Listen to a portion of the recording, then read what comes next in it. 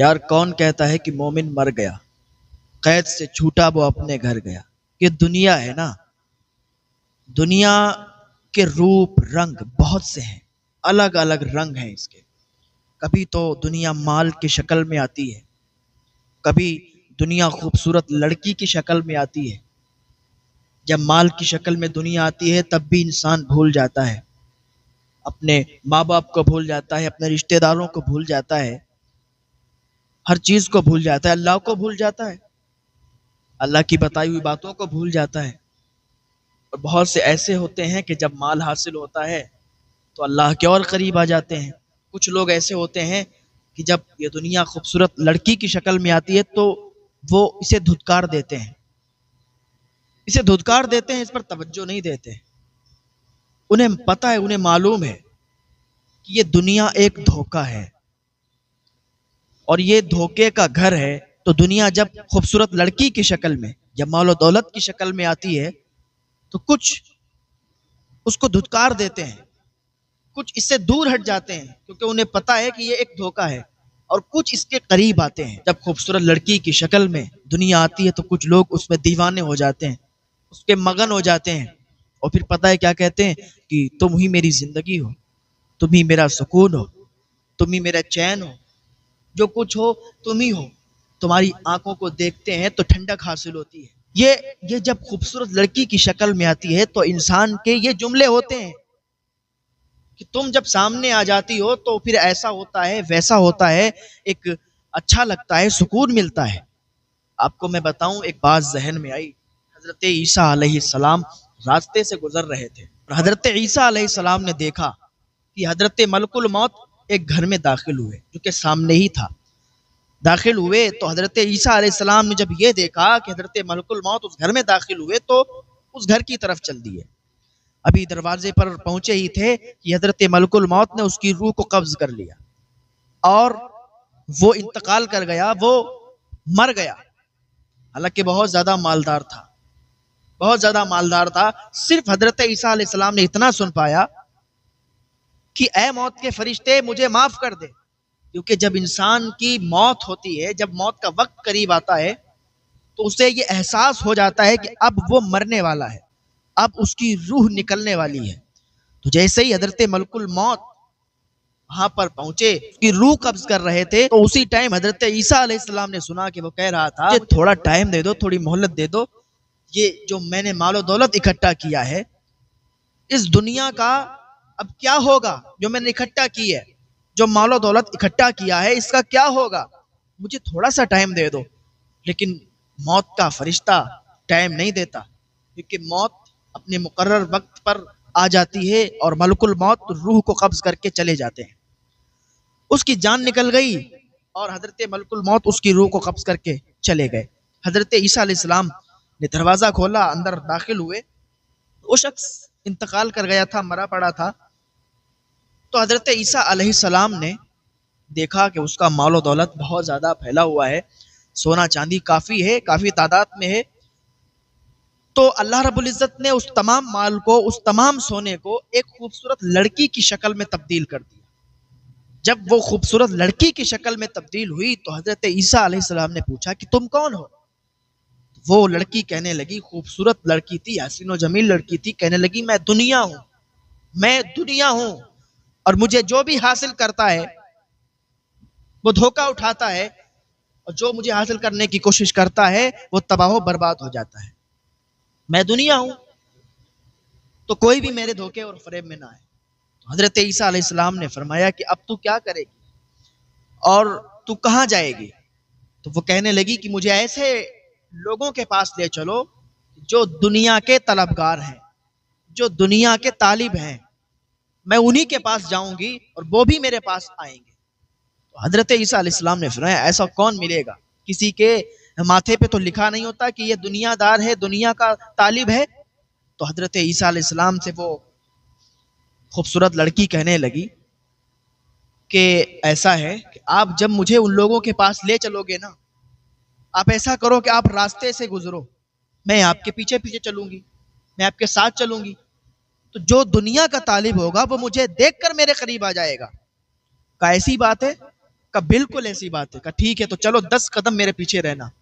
10 قدم میرے پیچھے رہنا, میں آگے آگے چلوں گا, تم پیچھے پیچھے چلنا. دیکھتے ہیں. حضرت عیسیٰ علیہ السلام آگے آگے اور یہ خوبصورت لڑکی پیچھے پیچھے, 10 قدم پیچھے. تو جیسے ہی راستے سے گزر ہوا, تو ایک جگہ سے گزر ہوا, تو حضرت عیسیٰ علیہ السلام کے پیچھے وہ خوبصورت لڑکی چل رہی تھی جو مال و دولت سے اللہ تعالیٰ نے اسے لڑکی کی شکل صورت دی تھی. تو وہ خوبصورت لڑکی نے دیکھا کہ ایک آدمی ہے جو کہ اس کی طرف بڑھا چلا آ رہا ہے. تو حضرت عیسیٰ علیہ السلام نے بھی دیکھا کہ ایک شخص اس کی طرف آ رہا ہے. تو جیسے ہی وہ قریب بڑھتا گیا تو اس نے دیکھا کہ یہ تو 2 لوگ ہیں, تو چلو کیوں نہ ہم اس شخص سے بات کریں اور اپنے رشتے کے بارے میں اس سے کہیں. تو حضرت عیسیٰ علیہ السلام کے پاس آ گیا اور کہنے لگا کہ یہ لڑکی آپ کے ساتھ ہے. تو حضرت عیسیٰ علیہ السلام نے فرمایا ہاں یہ لڑکی میرے ساتھ ہے, بتاؤ کیا بات ہے. کہا دیکھو ایسا ہے, یہ بہت خوبصورت ہے, یہ بہت حسین و جمیل ہے, میں چاہتا ہوں کہ یہ میری ملکہ بن جائے, میری بیوی بن جائے. تو میں اس سے نکاح کرنا چاہتا ہوں, اس سے شادی کرنا چاہتا ہوں, اجازت دے دیتے ہیں اگر آپ, تو میں اس کو اپنی بیوی بنا لوں گا. حضرت عیسیٰ علیہ السلام نے فرمایا کہ میں کیا اجازت دوں, اگر یہ راضی ہو تو تم اپنی بیوی بنا لو. تو کہا ٹھیک ہے. تو کہا کیا تم راضی ہو؟ اس نے کہا بالکل میں راضی ہوں. کہ وہ تو ایک دھوکہ تھا, وہ خوبصورت لڑکی نہیں تھی نا, اللہ تعالیٰ نے مال و دولت سے اس کو خوبصورت لڑکی میں تبدیل کر دیا تھا. شخص کو یہ پتا چلا کہ یہ بھی راضی ہے تو بہت زیادہ خوش ہو گیا اور کہنے لگا ٹھیک ہے چلیے میرے ساتھ. وہ شخص اپنے گھر لے گیا. اب گھر لے جانے کے بعد اس کے 7 بیٹے بھی تھے. اب 7 بیٹے وہ بھی دنیا دار تھے اور یہ بھی دنیا دار تھا. تو ان میں سے اب 7 بیٹے اور یہ آپس میں جھگڑ گئے. ایک کہتا تھا میں اس کے ساتھ شادی کروں گا, دوسرا کہتا تھا نہیں میں شادی کروں گا, اب تیسرا کہتا تھا کہ میں شادی کروں گا. اتنی خوبصورت لڑکی, کیونکہ یہ سب دنیا دار تھے نا, اور وہ خوبصورت لڑکی جو تھی وہ مسکرا رہی تھی. یہ آپس میں لڑ رہے تھے. آپس میں ان میں زیادہ جب لڑائی ہوئی, زیادہ جب بات بڑھی, تو ایک دوسرے قتل غارت پر اتر آئے اور ایک دوسرے نے ایک دوسرے کا قتل کر دیا. یہاں تک کہ 6 بیٹے قتل ہو گئے, بچا ایک بیٹا اور یہ باپ اس کا بچا. اب ان دونوں میں جھگڑا ہوا. بیٹا کہتا تھا کہ میں اس سے شادی کروں گا اور باپ کہتا تھا میں شادی کروں گا. ایسا لگتا ہے کہ آسمان سے ایک پری اتر آئی ہے. اس طریقے سے وہ باتیں کر رہے تھے اور آپس میں جھگڑ رہے تھے. تو اس کے باپ نے تلوار اٹھائی, اس کو قتل کر دیا. جو 7 بیٹے تھے اب 7 قتل ہو گئے. اب صرف ایک وہ شخص بچا, ایک شخص بچا. تو اب یہ سوچتا تھا کہ جلدی سے اس کے ساتھ میرا نکاح ہو جائے, جلدی سے اس کے ساتھ میری شادی ہو جائے, کیونکہ اگر میرے ساتھ اس کی شادی نہیں ہوئی, پتہ چلا کسی اور نے اس کو دیکھ لیا, تو ہو سکتا ہے یہ میرے ہاتھ سے چلی جائے, یہ میری بیوی نہ بن پائے.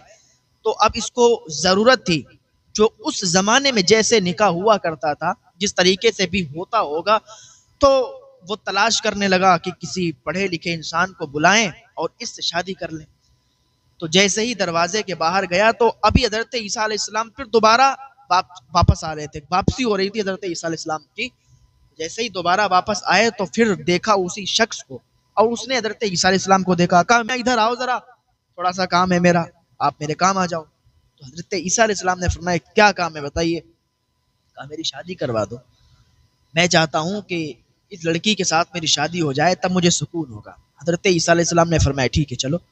جیسے ہی اندر داخل ہوئے, حضرت عیسیٰ علیہ السلام کو وہ بدبو آئی, کیونکہ وہاں پر تو 7 اس کے بیٹے مرے پڑے تھے. بدبو آئی. آپ نے فرمایا یہ بدبو کیسی ہے؟ ایسا لگتا ہے کہ گوشت سڑ رہا ہے, گوشت کی بدبو ہے. وہ شخص کہنے لگا ہاں یہ بدبو ہے, یہ گوشت کی بدبو ہے. اس لیے کیونکہ یہ خوبصورت لڑکی سے یہ میرے بیٹے بھی نکاح کرنا چاہتے تھے, لایا میں, دیکھا میں نے, اور شادی کرنا چاہتا تھا میں, لیکن یہ 7 بیٹے میرے یہ مجھے شادی کرنے نہیں دے رہے تھے. وہ ایک کہہ رہا تھا میں شادی کروں گا, دوسرا کہہ رہا تھا میں کروں گا. تو آپس میں لڑ جھگڑ کے 6 کا قتل ہو گیا, بچا ایک. اب وہ مجھ سے جھگڑنے لگا کہ میں شادی کروں گا, میں کہہ رہا تھا میں کروں گا, تو میں نے اس کو بھی مار دیا, یہاں تک کہ 7 بیٹے مر گئے. وہ خوبصورت لڑکی ایک طرف مسکرا رہی تھی.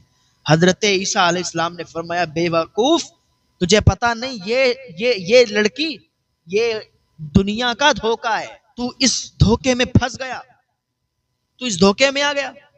وہ لڑکی اتنے میں ہی غائب ہو گئی, کیونکہ وہ ایک دھوکہ تھا, وہ لڑکی غائب ہو گئی.